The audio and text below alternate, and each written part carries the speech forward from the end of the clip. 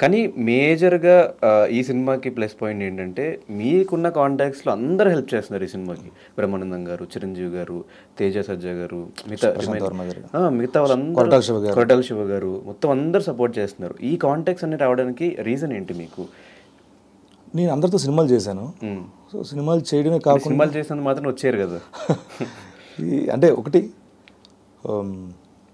మనం ఏదైనా ఒక రిలేషన్షిప్ ఏర్పడితే ఎవరితోనండి, అది ఫ్రెండ్గా, ఒక డైరెక్టర్గా, లేకపోతే ఒక యాక్టర్గా, మనం వాళ్ళ దగ్గర మాత్రం ఎలా ఉండాలి, సపరేట్గా ఒక ఇది ఉండాలని మాత్రం పెట్టుకోకుండా, నేనేంటి, నా స్వభావం ఏంటి, నేను ఎలా ఉంటాను, అలా ఉంటే సరిపోతుందని అందరితో అలాగే ఉండేవాడిని. సో కొంతమందికి అది నచ్చి ఉండొచ్చు, ప్రవర్తన కావచ్చు, వాట్ ఎవర్. నేను కొన్ని రికమెండ్ చేయాలనుకున్నాను, ఇది నచ్చిందే ఉండొచ్చు కానీ. సో మనం వాళ్ళతో నిజాయితీగా ఉంటే చాలు అనిపించింది. సో అలాగే ఉన్నాను. మేబీ దానివల్ల వాళ్ళు నన్ను ఆర్టిస్ట్గా ఇష్టపడో, లేకపోతే మనతో బాగుంటున్నాడు అని చెప్పి ఇష్టపడు. సో వాళ్ళు నాకు అడిగిన వెంటనే అందరు నాకు సహాయం చేస్తున్నారు ఈ విషయంలో. అంటే ఒక స్థాయి, హోదా, అంతస్తు ఏమీ చూడకుండా ఒక జెన్యూన్ అటెంప్ట్ చేసాడు, వీడికి హెల్ప్ చేస్తే బాగుంటుంది, వీడికి హెల్ప్ అవుతుంది సినిమాకి అని అందరూ ముందుకు వచ్చారు. ఈ విషయంలో ప్రతి ఒక్కరికి థ్యాంక్ యూ సో మచ్. అంటే గెటప్ సీన్కి తెలుసా ఎక్కడ ఎలా ఉండాలి, ఎవరి దగ్గర ఎలా మాట్లాడాలి, ఏం చేయాలి అని? ఎక్కడ ఎవరి దగ్గర ఎలా మాట్లాడాలంటే, ఇప్పుడు దాన్ని ఏమంటారంటే, ఇప్పుడు నా ఫ్రెండ్ ఉంటాడు, ఎరాబా ఏం సంగతిలో అంటాం. ఓ పెద్ద వ్యక్తి తిరిగి సార్ నమస్తే సార్ అని నమస్కారం పెడతాం. సో ఎవరి దగ్గర ఎలా ఉండాలంటే, అది దాన్ని ఏమంటారు, పూర్తిగా నా ఇది కాదు, అవి ఉండాలి అంతే, ఇవ్వాల్సిన గౌరవాలు అవి, ఎవరికి ఏం గౌరవం ఇవ్వాలి అంతే. సో చిరంజీవి గారు కూడా ఒక వీడియో చేశారు, ఆయన బయట ఇచ్చారు, వీడియో బయట ఇచ్చారు, మీరు వెళ్ళి కలిసారు, మాట్లాడారు, ఏమన్నారు, ఏం డిస్కషన్ అయింది, ఆయనకి ఎలా నచ్చింది ఆ టీజర్? నేను చాలా రోజుల ముందే చూపించాను, షోరీలు చూపించాను, నేను తయారు చేసుకున్న షోరీలు చూపిస్తే చాలా బాగుంది, మంచి ప్రయత్నం ఇది, నీకు తగ్గట్టు కథ ఎంచుకున్నావు, చాలా బాగా చేసావు, నీకు కరెక్ట్గా యాప్ట్ ఇలాంటి క్యారెక్టర్ అని చెప్పిన తర్వాత, నేను సార్ ఒకసారి కలుస్తాను సార్ అంటే, కలిసిన తర్వాత సరే లేదమ్మా అంటే, ఒక పని చేస్తాను, ఈ సినిమాకి నేను ఏమైనా చేయాలి అంటే, sir thank you so much sir అంటే వీడియో బయట ఇచ్చారు.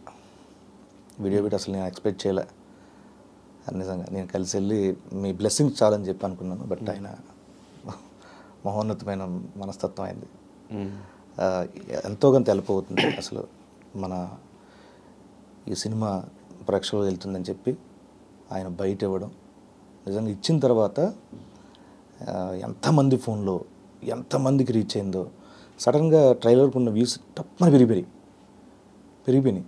అందరు చూసే ట్రైలర్, చాలామంది ఫోన్స్ ఊర్ల నుంచి, అక్కడి నుంచి ప్రతి నాకు వాట్సాప్లో ఎవరో ఒకరు పంపించడం, లేకపోతే ట్యాగ్ చేయడం.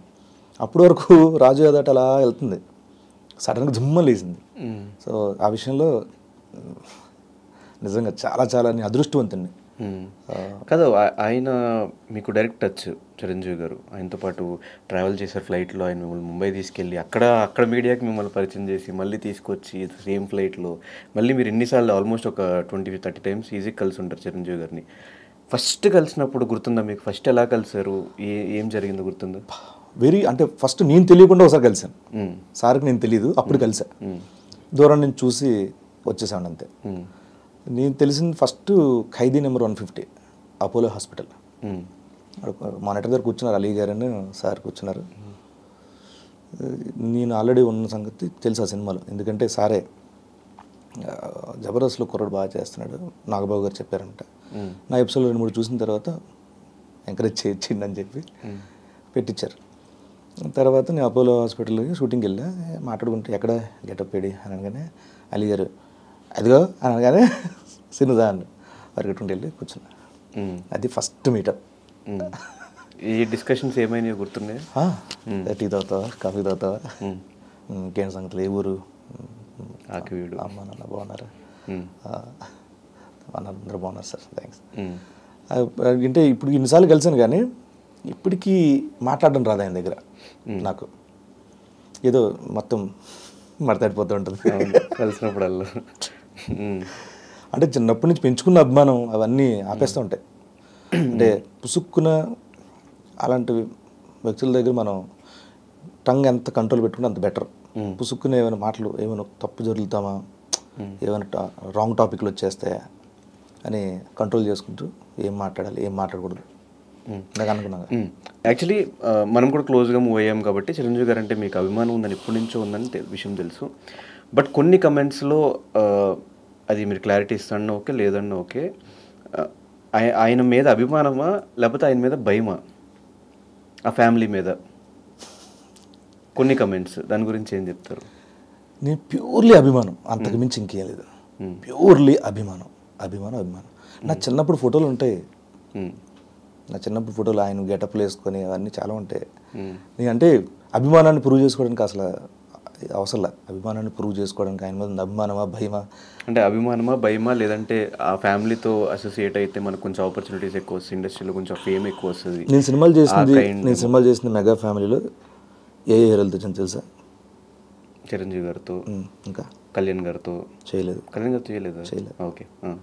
ఇంకా ఇంకెవరున్నారు? ఇంకెవరితో చేయలేదు అయితే? రంగస్థలం చేశాను. రంగస్థలం. అది సుకుమార్ గారు నన్ను చూసి జబర్దస్త్ చూసి ఒక క్యారెక్టర్ ఉందని పిలిపించి పెట్టించారు. ఇంకా